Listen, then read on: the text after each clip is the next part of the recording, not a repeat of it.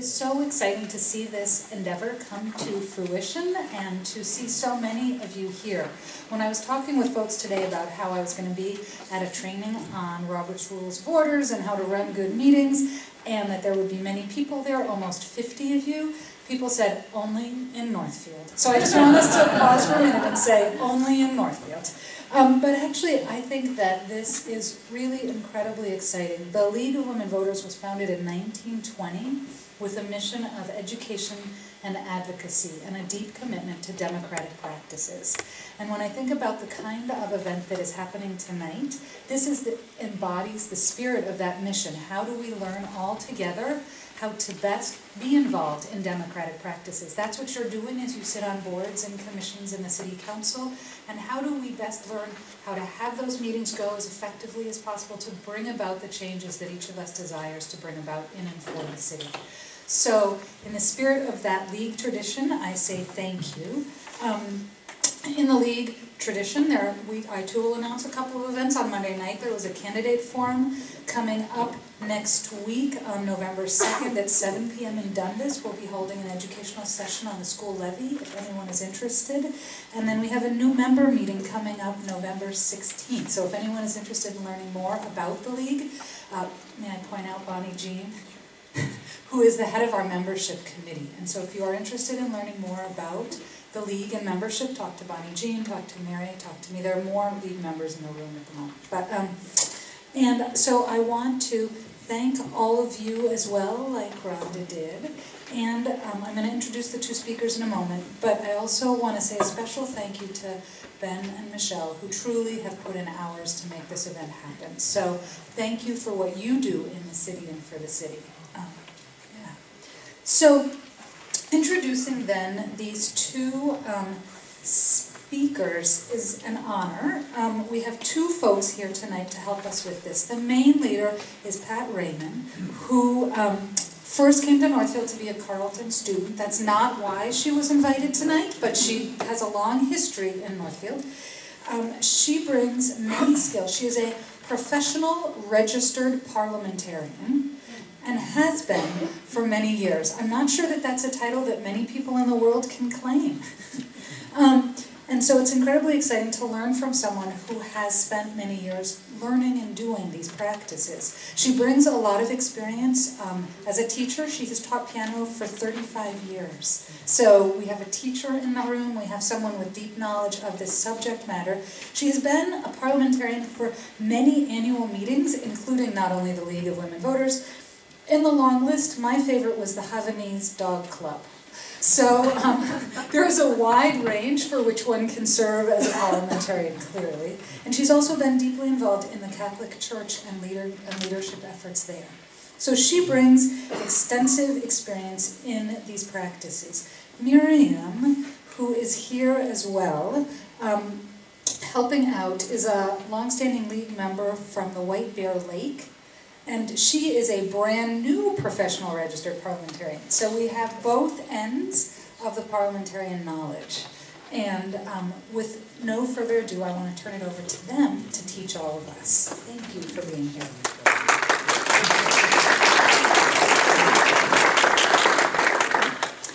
Thank you very much for that lovely introduction. It is wonderful to be back in Northfield. You know, it was quite a while ago when I was here as a student, and you have changed and grown and gotten even more beautiful and wonderful than you were before. So congratulations for all the work that you've been doing all these years since I've been gone. I live in Egan up in the cities, so I do get back here occasionally, but it's nice to be here today on this beautiful fall day. Now my assistant is Miriam Simmons. Now, oh, there she is. Okay.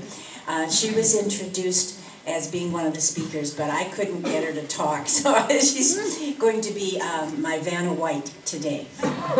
And we all need a Vanna White, and we all need a personal assistant, and she's done very well tonight. She brought me down today, so this is great.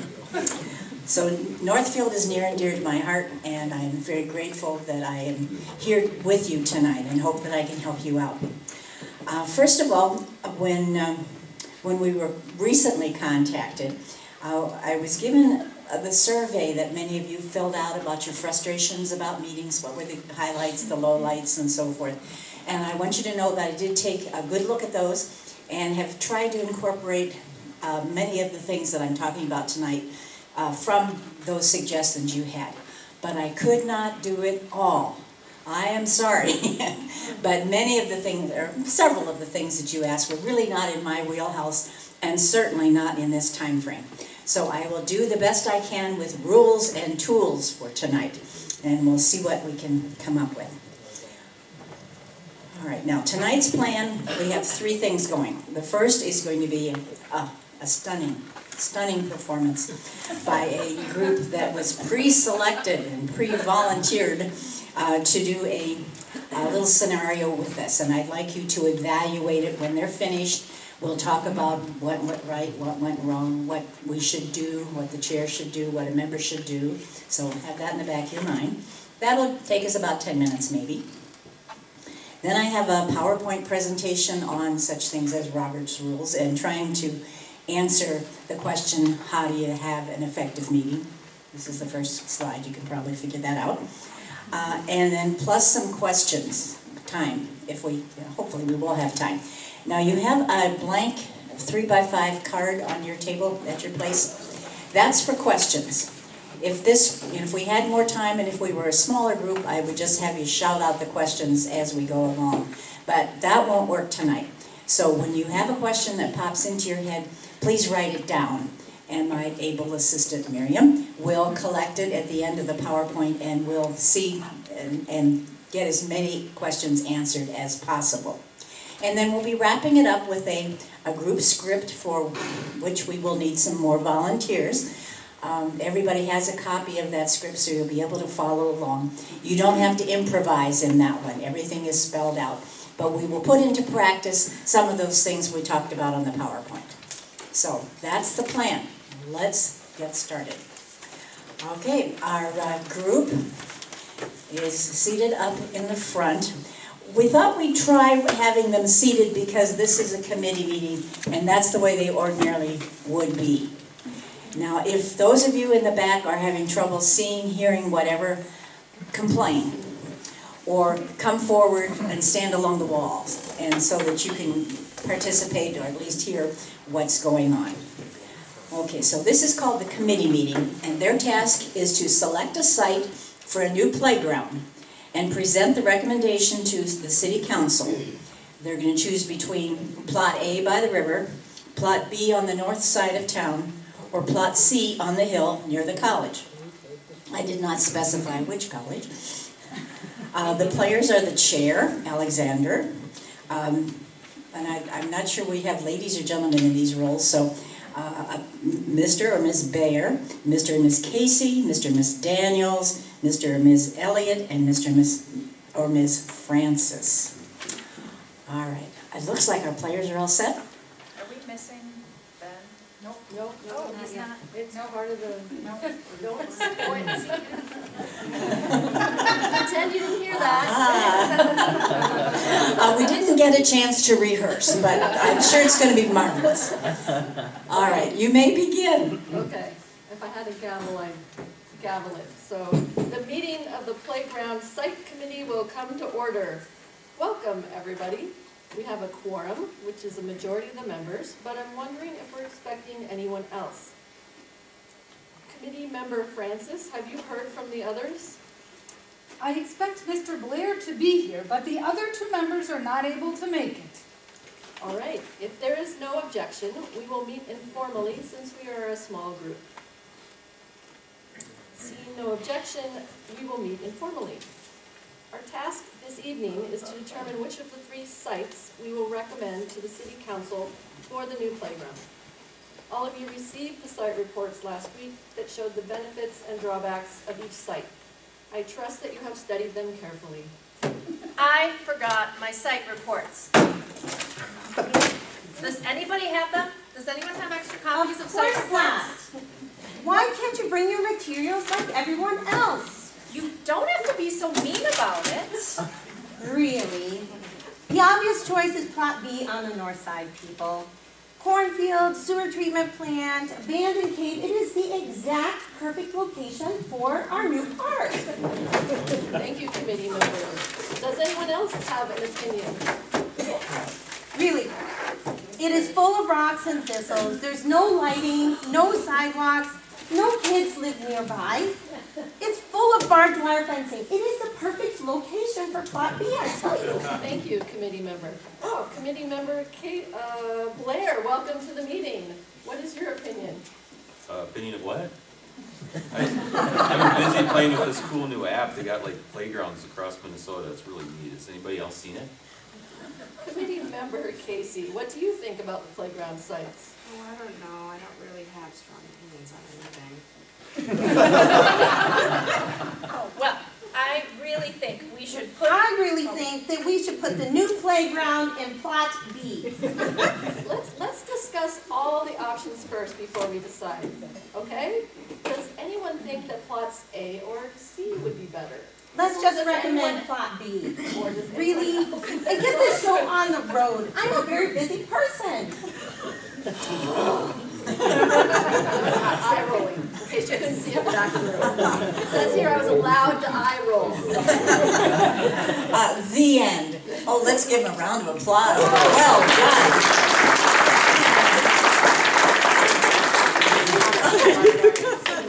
Now, I know no committee meetings in Northfield have ever run like that, but that's, that's just an example of how bad things can get.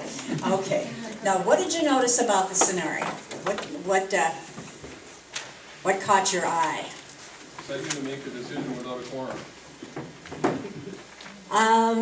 Or you thought they didn't have a quorum?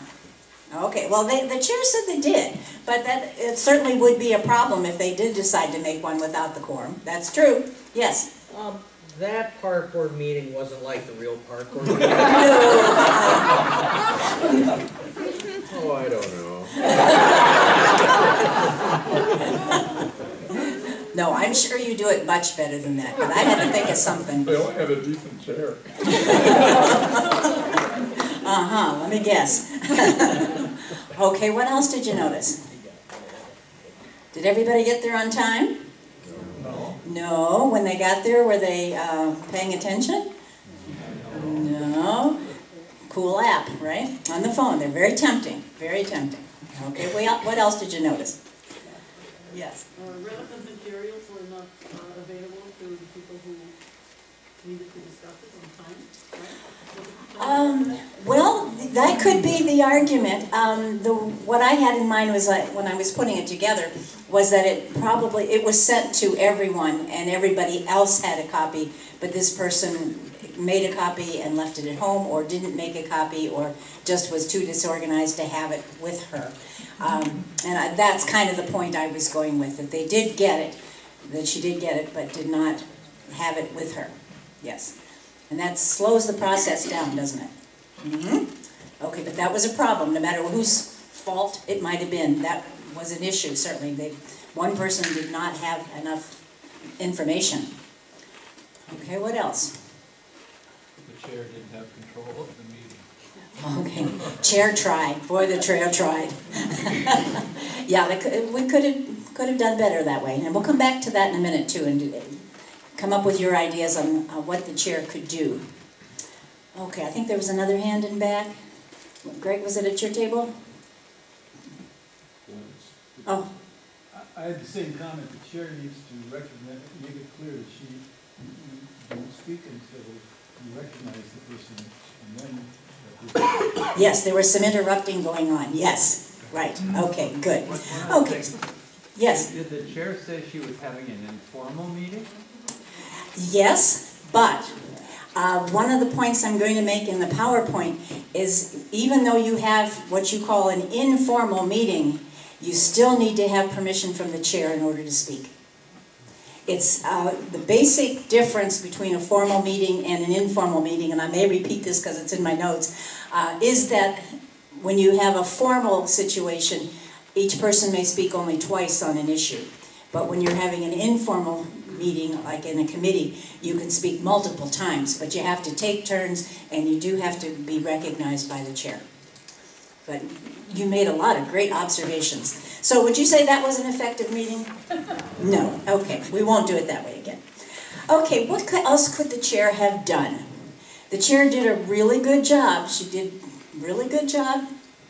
But what else? What could we have done to help her here? Yes? Appoint a note taker? Appoint someone to take notes. That could help. Mhm. Have an agenda. Have an agenda. Mhm. Yes, it seemed to be kind of an unspoken agenda. Maybe there was something that went out in the mail. She did kind of say at the beginning, we are going to talk about all three options and, that kind of thing. So it was informal. But when you're having a meeting that's involving lots of different things, you certainly want to have an agenda and have everything written down and give the agenda to each person who attends. One of the things I like to mention to chairs is that if you are seated in a group like this and things are getting out of control, the chair should stand up. Yes, it's a power play, definitely. But you do need, at that point, you need a little more power and a little more control to put the lid on and make everybody kind of calm down and have things go the way it should. So, standing up, making sure you are seated at the proper end of the table. If you're at a rectangular table, be at an end. Don't be in the middle, because then you can't really see what's going on either side of you. Be at the end. So those things sound negative when they come out of my mouth, but they are meant to be positive things that the chair can do to kind of grab hold a little bit more. So I give this to you. Now, it's not just the chair's job, though, to kind of keep things under control. What can we as members do to help? What can we do? You're going to be there and you're going to behave yourself and you're going to speak when you're supposed to. But if your neighbor is acting up, what can you do?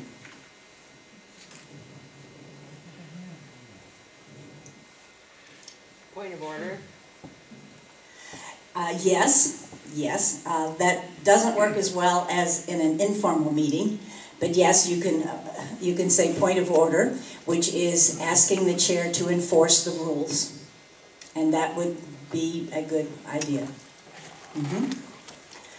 You can also apply personal social pressure to the person sitting next to you and say, "Shh, be quiet." I mean, there's sometimes, that's appropriate. But help the chair out. We want to have the best possible meeting that we can. And it's the responsibility of everybody. It's not just the chair or the city administrator or the mayor that has to do it all. Everybody has to do his or her part. Okay, well, I think that's a good discussion. Thank you very much for your participation in that. Let's move on to the PowerPoint. You have this in your packet of information. So if you want to follow along and take a few notes, feel free. And as I mentioned, please write any questions you might have on your card, and we'll collect it at the end and do the best job we can to answer them. Okay, effective meetings. Let's see if I can figure out how to do all this. I'm not going to have enough hands, but I'll try. There we go. So we'll talk about the role of the chair.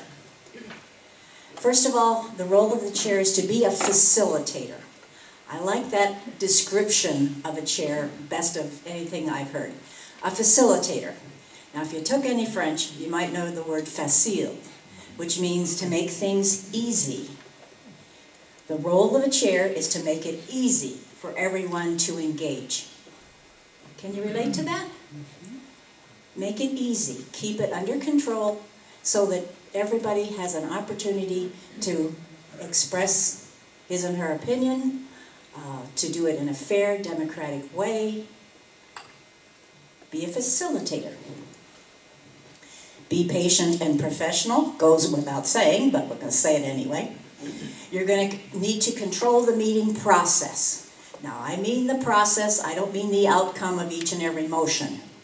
You, as chair, do not determine which motions pass, which motions fail. You have your input, but that's not what I mean by control the meeting process. I mean everyone takes a turn, they speak to you, through you, after you have given permission. You keep order in a sense.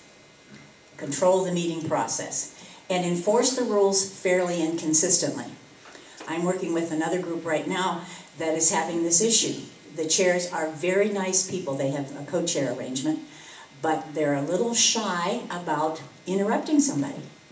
They, Minnesota Nice, we're gonna let, we wouldn't want to do that. But people get mad when you make one person obey the rule of waiting to take their turn, and you let somebody else just jump right in. So you've got to enforce the rules evenly and fairly and be consistent. So it's okay to interrupt. Sometimes you really do need to, because you should not allow your members to speak out of turn. Don't allow them to question the motives or character of other members just because they disagree with them, they think they're biased or they're stupid or any of those other things that they're either thinking or saying out loud. Don't let people drift off the topic. The big 3G. Don't let them start talking about their gallbladder, their grandchildren, or their garden.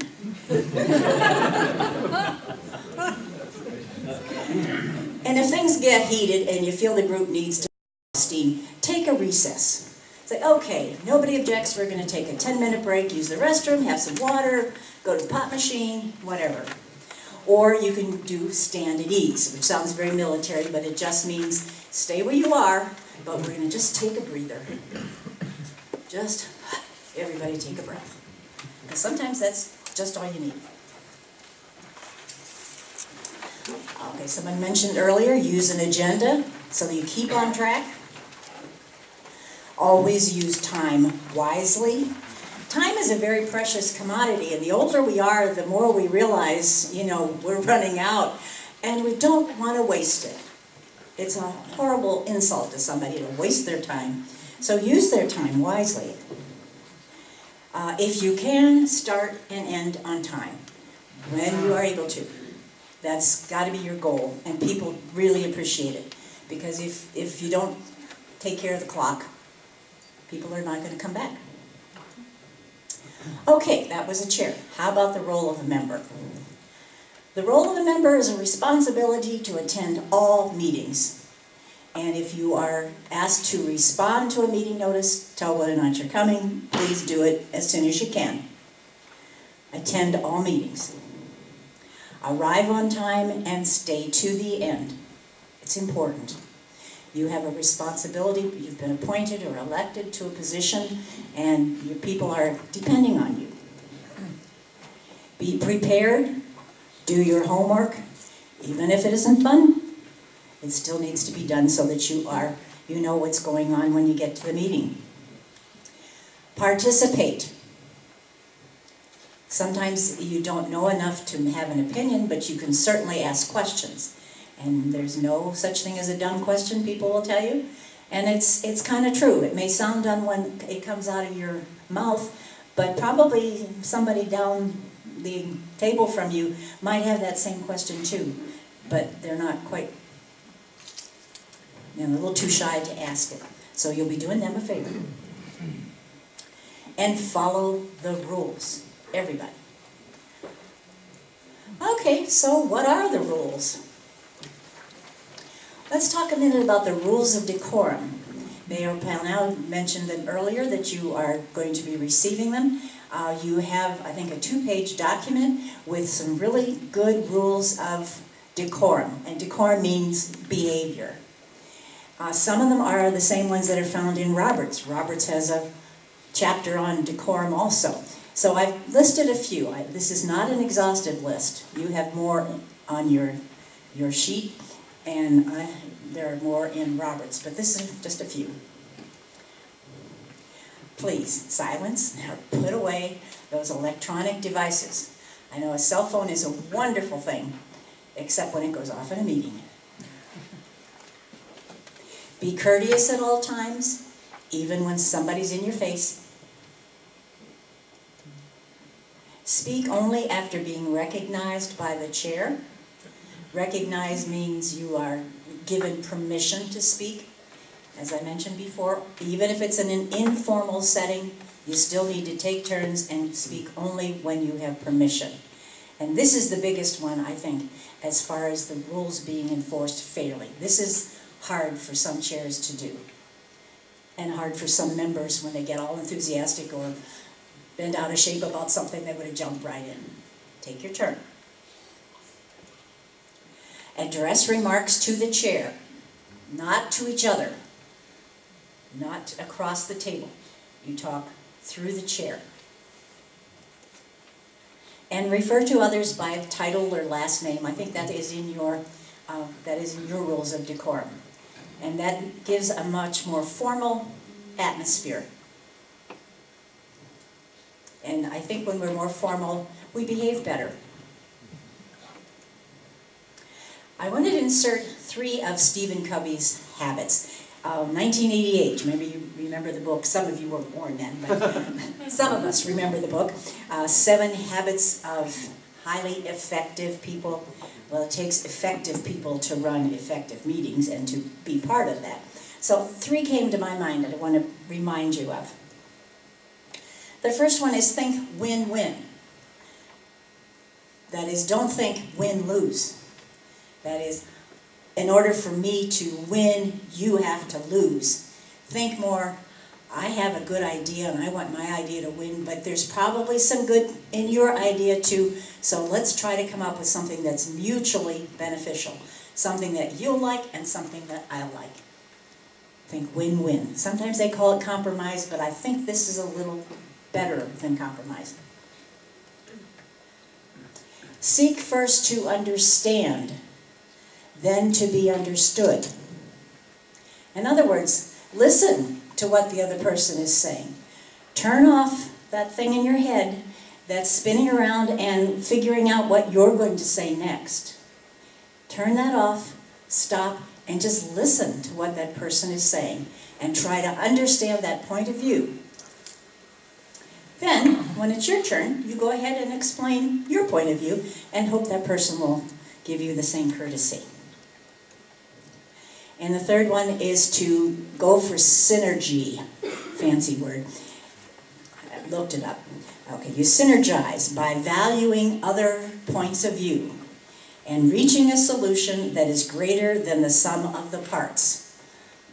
In other words, take a little bit of this idea, take a little bit of that idea, take a little bit of my idea, we put them all together, and we kind of energize, synergize, work together, and find a solution that's better than any one of us could have come up with by ourselves. Excuse me. Miriam, may I have a drink of water, please? Thank you. See, she's wonderful. Okay, let's talk about rules of debate. We've mentioned this a number of times. Notice, this is important. Obtain the floor. Get permission from the chair. And in your groups, most of your groups are fewer than 12 people, am I right? Okay. Raise your hand. You don't, ordinarily, it's in the book as stand up. But if you're in a small group, and a small group is 12 or fewer, then it's fine to just raise your hand to get the attention of the chair, to be recognized. The maker of a motion may speak first if the person claims the floor. You have that right. So if 3 or 4 hands go up, thank you, my dear. If 3 or 4 hands go up at the same time, the maker of the motion has the opportunity, has priority at the first time, not the second time, just the first time. Excuse me a second. Tastes good. When you're in formal consideration, perhaps the city council, you may have this rule, the speakers may debate only twice on the same, talk twice on the same issue. But when you're in formal consideration, there is no limit on the number of times a member may speak, and such as committees. And I answered this question for you earlier. So, continue. You take turns. You address remarks to the chair only. You do not question a member's character or motives. And you stay on the topic. Some of these rules of debate are also the rules of decorum. Okay, and then of course, one of my favorites, Robert's Rules. Robert's Rules is a parliamentary authority. And if you look at various bylaws, you'll see the parliamentary authority is the latest edition of Robert's Rules of Order, newly revised. And the purpose of this little book, actually it's kind of a big book, 600 and some pages, is so that you don't have to reinvent the wheel. Now, as an organization, you have some of your own rules, and they are primary. They beat out Robert's rules. But if you don't have a rule for every little thing, what you need is in here. The first edition of Roberts came out in 1876. I think it was about 100 pages. This current edition is the 11th edition. And notice the complete title is Rules of Order Newly Revised. Now the newly revised part was added in about 1970. So this latest edition looks like this. It's black with a red stripe, gold stripe on it. And that's what's currently in use.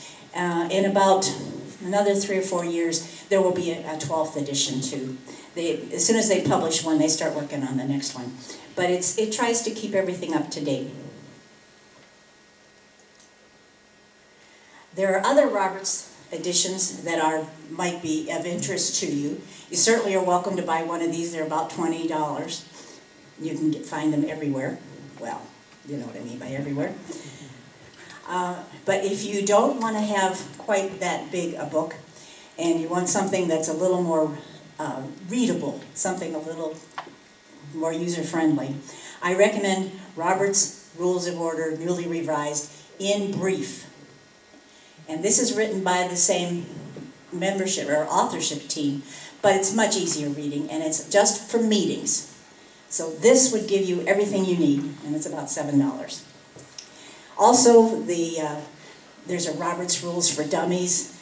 There's an Idiot's Guide, the Complete Idiot's Guide to Robert's Rules. I happen to have that one. These are good if you want something that's a little easier to read, not quite as daunting as the original text. Okay. But any statute, charter, bylaw, special rule of order that you have would outrank anything in Roberts.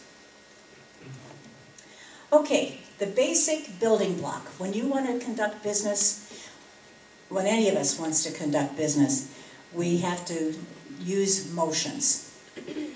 So let's take a look at how that's done. There it is again. Obtain the floor, be recognized by the chair. Second thing, you make your motions by saying something like, I move that.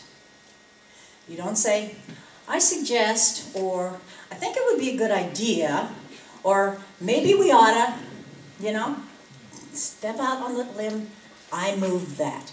And that's the beginning of an official motion. Another member would just yell out second, and then the chair will go from there. Let me check my notes here. I'm ahead of myself on there, but I knew I had a couple things I wanted to say about this, and I wrote it down. Yeah, here we go. Please avoid, I so move. Sorry, I know you love it. I know you love it. A lot of people love it. But it's just hard to keep track of what it is you're talking about. The chair may ask, the chair is open to a motion to do something or other, and then someone says, oh, I so move. No, please. I move that. Whatever it was the chair said, you could just repeat it, or you put your own spin on it, so that the person who is taking notes knows exactly what we're talking about. When it goes to debate, you know exactly what you're talking about. So please try not to do, I so move. Thank you. That's just a little preaching I had to do today. Okay.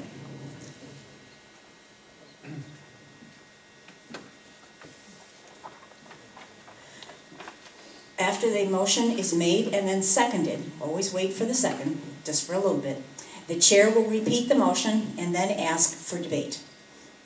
Is there any debate? Whoops. At the debate time, then you do the pros and the cons. And it's a good idea, if you can, to start out by saying, I speak in favor of that motion. Or, I'm kind of in opposition to that motion because, this, that, and the other thing. Let people know right off the bat where you stand. And make sure you are making a stand, because that's what debate is. It's not just back and forth little conversations. Now, also, this is the time if you have any secondary motion to make, and I'll explain more what a secondary motion is. But if, for instance, to amend, if you want to amend the motion or postpone it or do any of those other possible things, this is the time to do it. I know sometimes there's confusion on that. But during debate time is the time to bring up any secondary motions. Now, not another main motion, because we only do one thing at a time, you know. Okay. So then, after debate has died out, a natural death, the chair will repeat the motion and take the vote. And at the end, the chair announces the results. And it's important to announce the results in a nice, clear, concise way also, and we'll get to that momentarily. The chair repeats the motion notice before you take the vote, just so everybody knows what's going on. Everybody knows what it is we're voting on. Okay, more about motions. The 3 C's when you're preparing a motion. It needs to be clear, complete, and concise. Most of the time you can do a motion in 1 sentence. Now I know there are long and involved ones that are resolution format, and that's fine. But just your basic everyday garden variety motion, you can usually do in 1 sentence. And you make your motion and then you stop. You don't make your motion and then start talking about why you think that motion is a great idea. You make your motion, you stop, and then let the other things happen. And then when it gets time for debate, then you can jump in with why you think your motion is wonderful. So, clear, complete, and concise. The chair may request that it be in writing. In fact, there are many organizations that won't let you come to the microphone unless you've got your motion in writing. That's for like a convention. But think about that. As a person who makes motions, it's easier to have one in writing before you get up and start talking. Only 1 topic at a time. And unanimous consent is very handy. This is where you're taking a vote without taking a vote. For non-controversial items, such as approval of the minutes or adjournment, you can just say, if there are no objections, we will adopt this motion. And if nobody objects, then you say, hearing no objection, the motion is passed. You don't vote, but you ask for anybody who has an opposition to speak up, an objection. And if they don't, okay, that was easy, that was quick, but you can only do it for non-controversial kinds of things. All right, methods of voting, voice vote, or the Latin is viva voce. You're taking the ayes and the noes. Notice it's not aye and nay, like it should be, and it's not yes and no, like it should be. It's aye and no, and it just is. I think we're going after the Congress or somebody that does it that way, so that's the way we're supposed to do it in Robert. If it makes it easier, it certainly was for me. Think of a face. You're taking the ayes and the noes. See, you'll never forget now. Okay. Oops. There we go. Probably what you use in your small groups is a show of hands. Raise your hand. And that's perfect for a small group. The next way of voting kind of up the ladder is a rising vote. That is, everybody stands up so that the chair can visually, kind of see how many people are voting one way or the other. And if that's inconclusive, the chair may decide to count the rising vote. A ballot vote if you want it to be secret. And if you're going to a convention, you might have voting cards or electronic keypads and things like that. Have you ever used an electronic keypad to vote? It looks like a little remote control, and the chair says, okay, you can vote now, push 1 for yes and push 2 for no. Have you ever done that? Yeah, it's kind of fun. And then immediately the results flash up on the screen, and you don't have to wait and count 352 votes. It's wonderful. Okay, now some voting terms. And how am I doing for time? Okay, thank you. All right, we're moving along here. Some voting terms. Majority. The definition of majority is more than half. Not 1 more than half. Just more than half. Sometimes it's only half more than half. Okay. Would you like an example of that? Suppose you have 99 people in your group. Not your group, but in a group. Half of 99 is what? 49 and a half? A majority would be 50. Now, if you had 100 people in your group, half of that's 50, but more than half would be 51. So that is one more than half, but that's not the definition. The definition is more than half.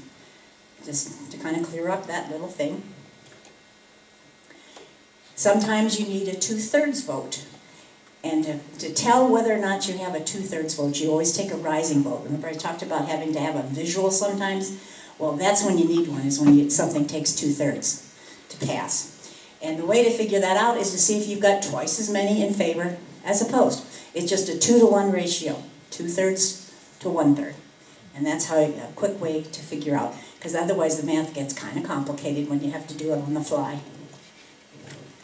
Please, another favor, please don't say 2/3 majority. That's a contradiction. We've already said what majority means, and we've also already said what 2/3 means. A 2/3 majority is nonsense. I know you hear it on the news all the time, and any parliamentarian who hears that just makes their skin crawl. So, and just in case you didn't know this, if there is a tie vote, the motion is lost. Okay, now let's talk about some special motions. Now there are many special motions. These are ones that can be made during the debate time. Remember we talked about that? But these are just 4 or 5 that I wanted to run by you quickly. The most popular and the one most poorly done is amend. That's the one everybody wants to use, and that's good because that means you want to modify or tweak a motion that somebody else has made. It's a pretty good motion, but you know it needs fixing, and that's great. You should be able to do that. But there has to be a special way to do it, otherwise you end up in a mess. Gets to be a real muddle if it isn't done properly. So, are you ready? Okay. The way to start an amendment is to say, I move to amend by. I move to amend by. If you don't start that way, it's not going to come out right. Okay. Now, you have choices after that. You can move to amend by striking out a word or phrase. Or you could move to amend by inserting a word between this word and that word. You can move to amend by striking out such and such a word and inserting another word in the same place. You can amend by adding, which automatically means it goes at the end.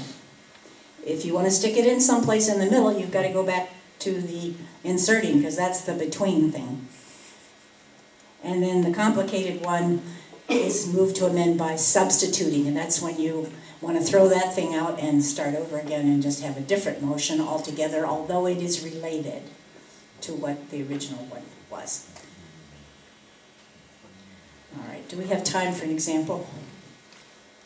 Depending on, no, we don't really. Okay, I've got a lovely motion about buying an oriental rug for the office, and it's really fun to strike out and insert and do all these things. But just know, you'll have these with you. Take a look at them and realize that this is how you need to do it.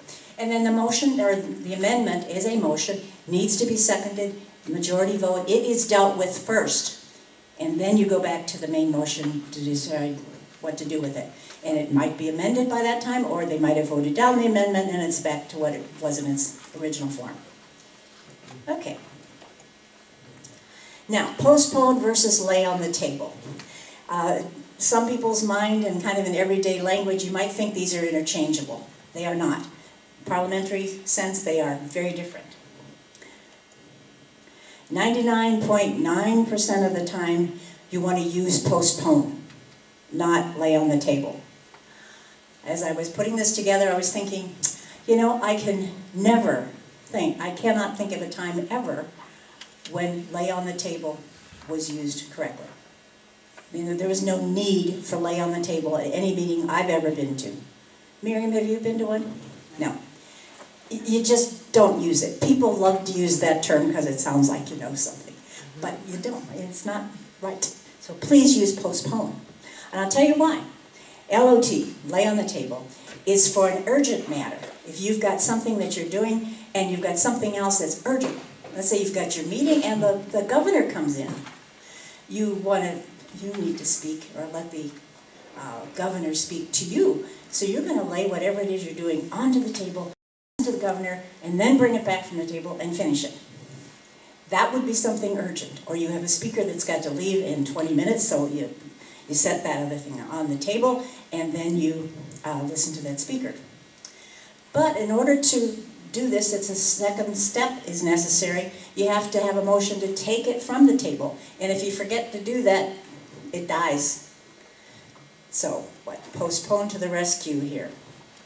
If you postpone it until something, then that's when it will automatically appear on the agenda. For instance, let's postpone this expenditure item until the treasurer arrives, so we find out, if we've got enough money.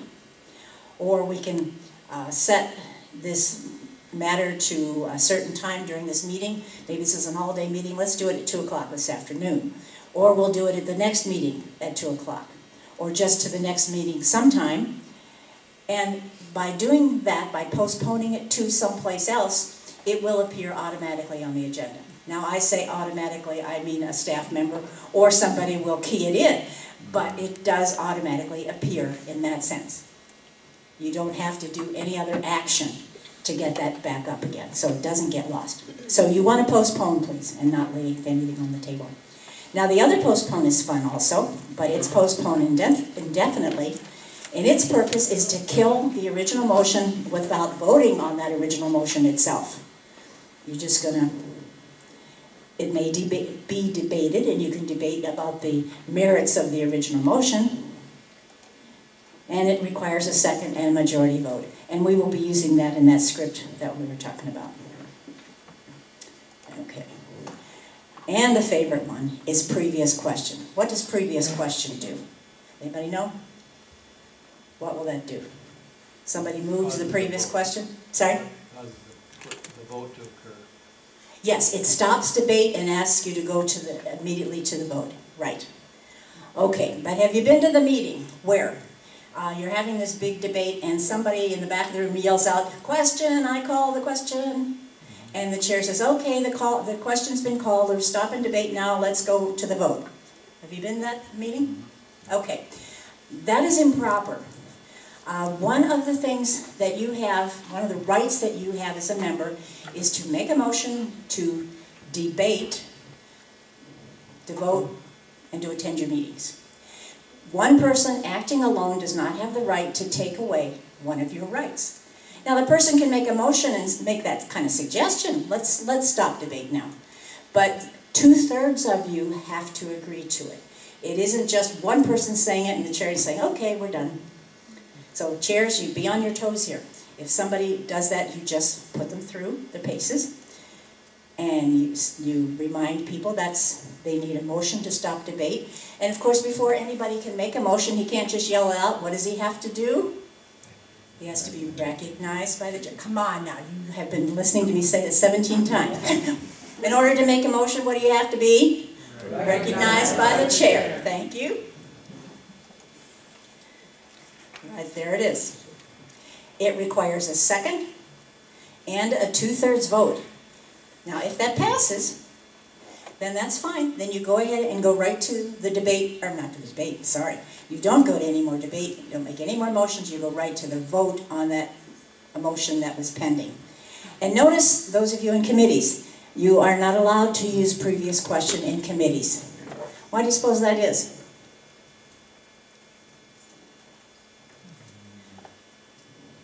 No idea? Well, it's your job kind of to really dig in and discuss the heck out of everything, right? You got to really look at it from all angles and try to figure out whether this is what you want to do. So you don't shut off debate. You just let it keep going until it's done. There we go. Oh, that was a long one. All right, now here's your time for questions. Would you write them, please? And Miriam in gold will help collect them. Anybody? Oh, yes, Michelle. Mr. Mardick, are you going to help too? Thank you. Now,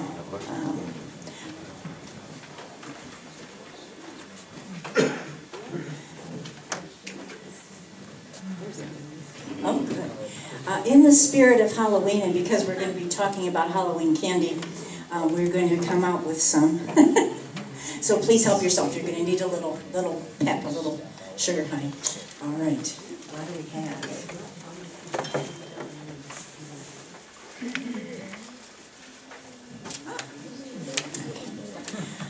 All right, this is a topic I didn't get into because it's long and complicated. So I'll have to give you the short answer. I will read the question first, but I just wanted to give you that before. And I think I'm getting feedback here. I'm going to go back. Excuse me. If an issue is dealt with at a meeting, can it be brought up again at another meeting, and if so, when and how? It dealt with, I assume you mean that the motion was either passed or not passed.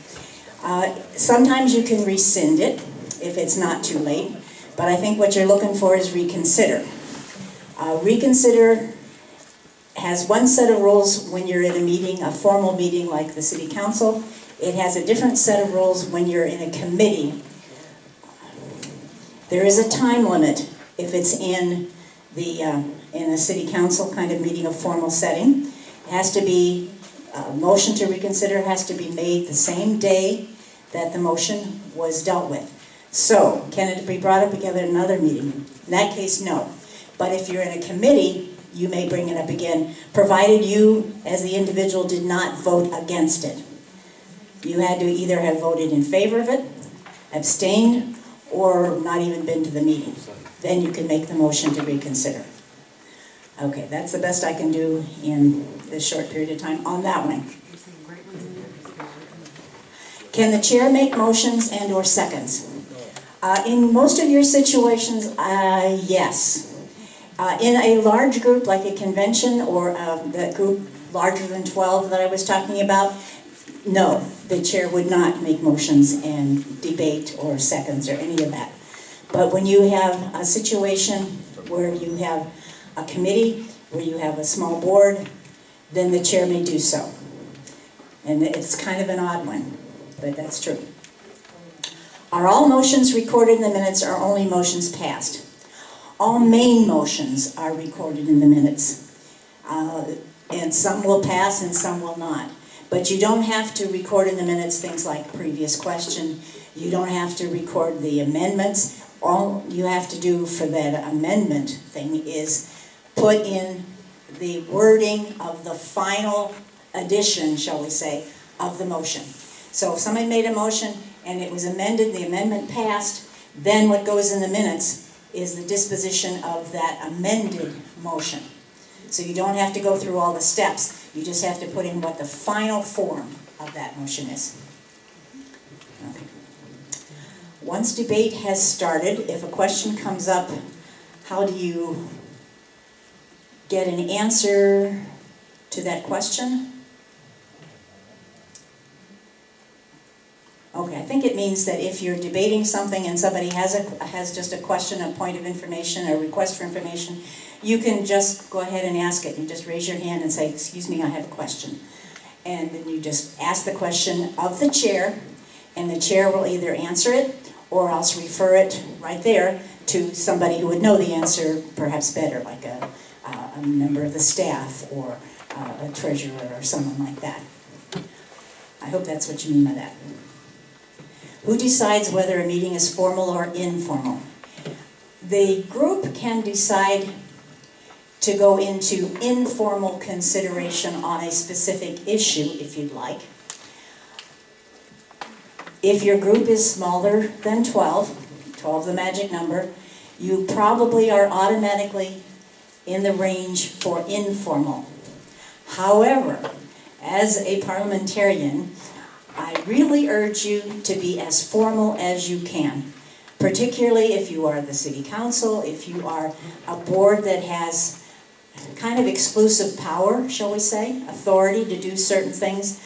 I think you will all benefit from having formal consideration However, if you get to the situation where you want to have give people the opportunity to speak more than twice, then go into informal consideration. And you just make that request of the chair, and the chair would ask, is there any objection to doing it? And then you could go ahead. And that opens it up so people can debate more. And that's the purpose of that. I hope I answered that. How do you limit time for debate? Sometimes it's in your rules. You may be interested, I was aghast to find out what Robert says. If you don't have a rule limiting debate, do you know how long you're allowed to talk each time? 10 minutes. Yeah, wouldn't you love to be at that meeting? Yeah. But there are motions that you can make to limit debate. I move that for the rest of this discussion, we speak no more than 2 minutes. But I think you do have something in your rules. Yes, Mr. Martic is going for it right now. I didn't get a chance to study that, but I glanced at it, and I think you do have a 2-minute limit on some things. So refer to that. Refer to that. Page 5. Thank you. How to manage prolonged discussion when there is a full agenda. You've called the previous question. Now, if you are a committee, you probably don't have a really full agenda. Don't start throwing things at me, maybe you do. But my thought about a committee is that you have generally one task, kind of one thing to do at a time. Am I wrong? Am I right? You're not going to tell me, okay. So to manage prolonged discussion when there is a full agenda, move the previous question. And tell your buddy sitting next to you to second your motion. And see how that goes. Okay.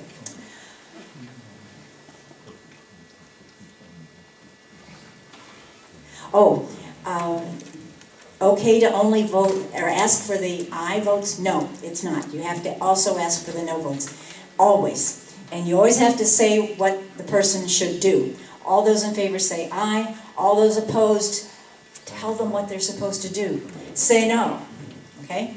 Or wiggle your elbow, or, scratch your head. But you do need to tell them what to do. And know you have to take, even if it's obvious that it's unanimous, you do need to ask for the no vote.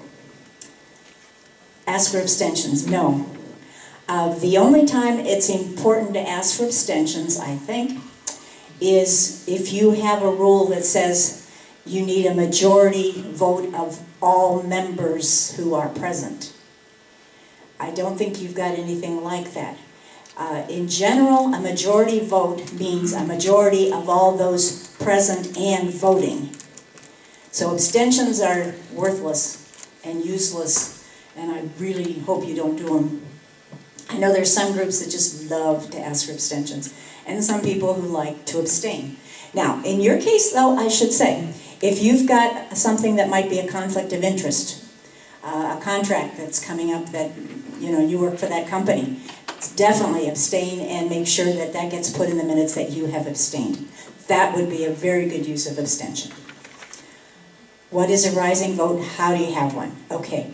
A rising vote is when the chair says, all those in favor, please rise. And we will be doing this in our script in a little bit here. And that's so the chair can really see who's voting which way. Not so that he's taking names, but just so that they can see exactly how the vote is going, to make it more accurate. If you, as a member of the group, feel that the show of hands in rising would be the same. If you're in a voice vote situation and you think the chair made a mistake in calling the vote, and said no, it was obvious to you that it was a no, and he or she said it was the ayes had it, you can yell out division, and the chair must, unless he or she is sure that that's just a diversionary tactic, must retake the vote as a rising vote, and that's just a stand-up vote. Okay. All right. How do you suggest getting board members to agree to using meeting rules of order? You lay it on them. No, and the chair would need to say, need to enforce the rules. And if you need to take your chair aside and say, hey, this is getting by you, please enforce the rules, then do it. And somebody mentioned point of order earlier. please enforce the rules. You can put the feet to the fire. It's uncomfortable, but everybody in the room will cheer, silently, of course. But how do you best facilitate discussions on planning future directions outside of formal motions? Okay, that's one of the ones I'm going to give to Mr. Bartik to take care of at another time. No, the good question, a really good question. But how do you facilitate discussion is kind of outside of the scope of this, but that is an important question to have. So I will set that there, and I'll see that, that he gets it and will consider it for a future. What is considered proper now? It looks like vote, but I bet it's note. What is considered proper? Note-taking? Are minutes worked out after the meeting, or can the...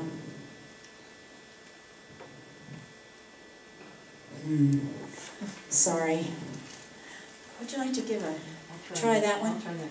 Okay, I'll get another one. I got some of it. Are boards and commissions required to follow Robert's Rules of Order? Well, in my book they are. What about in your book? What does it say?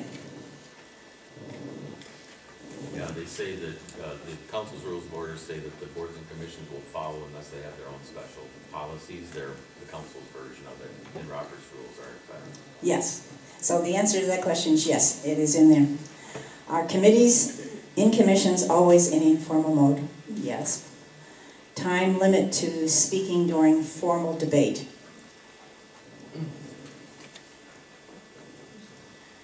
I think what I've, Just a differentiation that committees and commissions, if you're talking about commissions, like Economic Development Authority is often referred to as a commission, but that's a formal entity. arrangement, right. So, Yeah, commissions. as would HRA, Housing Redevelopment Authority, typically should follow formal processes. Yes, yes, yes. Formal. I don't know if you heard all that, but there are certain commissions that you have that should be doing formal mode. Okay. Oh, I see. Thank you. Yeah, this is a good question. They're like in three parts. What is considered proper note-taking? Are minutes worked out after the meeting? Or can the note-taker take up time for minutes writing during the meeting?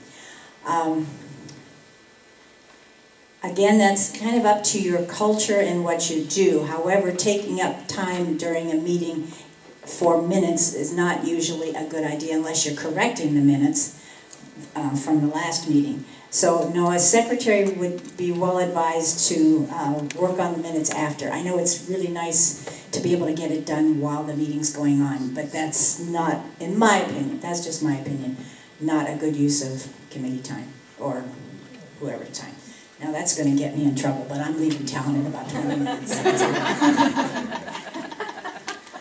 Under steps in making motions, how does one ask for clarity? Well, during the debate time, somebody has said something and you're not clear on it, you don't understand it, ask a question. You can ask a question almost any time. Don't ask a question during voting. Very improper to do anything to interrupt voting. But you can ask a question at almost any time. Now, the chair may say, for what purpose does the member raise his hand? You know, like, what are you thinking of? And you just say, I have a question. And that should be... Did we get them all? We got them all. All right. How are we doing? All right. It's 7 o'clock. Do I have your permission to go with this script? It looks like it'll take, well, it's 4 pages. Or do you want me to stop?